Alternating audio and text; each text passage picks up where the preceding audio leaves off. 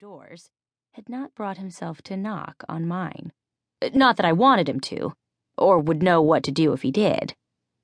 "Are you dizzy from being flung into my world like this? I feel the same way every morning when I open my eyes to find I'm still me, still here." Outside, the late December sunlight, as thin and gray as dishwater, had faded rapidly to a darkness seen nowadays only in rural areas, which I was in. "Why are you avoiding this?" In general, Reyn kept his emotions under very tight control, but I knew what he could be like. For the first 100 years of my existence, Reyn and his clan had terrorized my homeland of Iceland, as well as Russia and northern Scandinavia, earning himself the title Butcher of Winter. I hadn't known it was him back then, of course, just that the raiders were bloodthirsty savages responsible for looting, pillaging, raping, and burning dozens of villages to the ground. Now, the butthead of Winter slept 2 rooms away from me. He did farm chores and set the table for dinner and a bunch of other homey things. It was positively creepy, and of course, meltingly attractive. But I still found it impossible to believe that his current civilized status couldn't just be ripped away like wet tissue paper, revealing the marauder I knew was still inside. I filled up the glass jar, carefully tipped the bag back onto the work table, and screwed the lid on the jar. A handful of snarky, sarcastic retorts hovered on my lips. And just 2 months ago, I would have been flinging them at him the way James Bond's car spews nails. But I was trying to grow, to change. As nauseatingly cliched as that was, and as wretchedly painful and difficult as it was proving to be, still I was here. And as long as I was here, I had to keep trying. What a revolting notion. "I prefer to avoid things," I said truthfully while I tried to come up with something stronger. "You can't avoid this. You can't avoid me." He was so close that I could sense the heat of his body through his flannel shirt. I knew beneath that shirt lay hard, smooth, tanned skin that I had touched and kissed.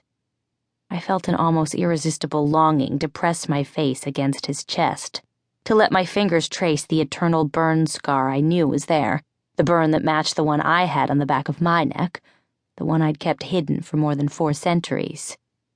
"I could if you left me alone," I pointed out irritably. He was quiet for a moment, and I felt his golden eyes raking my face. "I'm not going to leave you alone. Promise? Threat? You decide." I was saved from having to come up with a more worthy defense by the sound of voices coming toward the kitchen from the dining room. This house, River's Edge, had once been a Quaker meeting house. The downstairs had a couple offices, a small workroom, a front parlor, a large plain dining room, and this, a somewhat inadequate kitchen that had last been updated in the 1930s. Before this, my most recent living situation had been an expensive, much-in-demand flat in London, with amazing views of Big Ben and the Thames. I'd had a doorman, maid service, and a catering kitchen right downstairs. But my life here was better. Like I said, everyone here is immortal. And a fun bunch we are, too. Actually, not really, considering we were all here because our lives were grievously flawed in many unique ways. There is, in fact, a river, of River's Edge. She's the oldest person I've ever met, born in 718 in Genoa, Italy, back when it still had a king of its own. Even among immortals, we were like, whoa. She owns this place, rehabs immortals who are wrestling with their darker inclinations, and is pretty much the only person in the world that I even halfway trust. I myself am 459 years old, though I have the looks, and apparently the maturity, of a 17-year-old. Reyn is 470. He looks like a very hot 20. The swinging door pushed open and Anne, Bryn, and River came in, talking and laughing, their cheeks pink from the cold air outside. They were carrying bags of groceries, which they set down on various counters.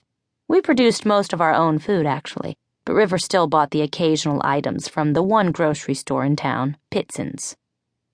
"And I said, 'Is that a mustache?' Anne said, and the others almost collapsed with laughter. And if she could have killed me, she would." River leaned against the kitchen counter and wiped tears out of her eyes. Reyn muttered something and left through the outside kitchen door, going out into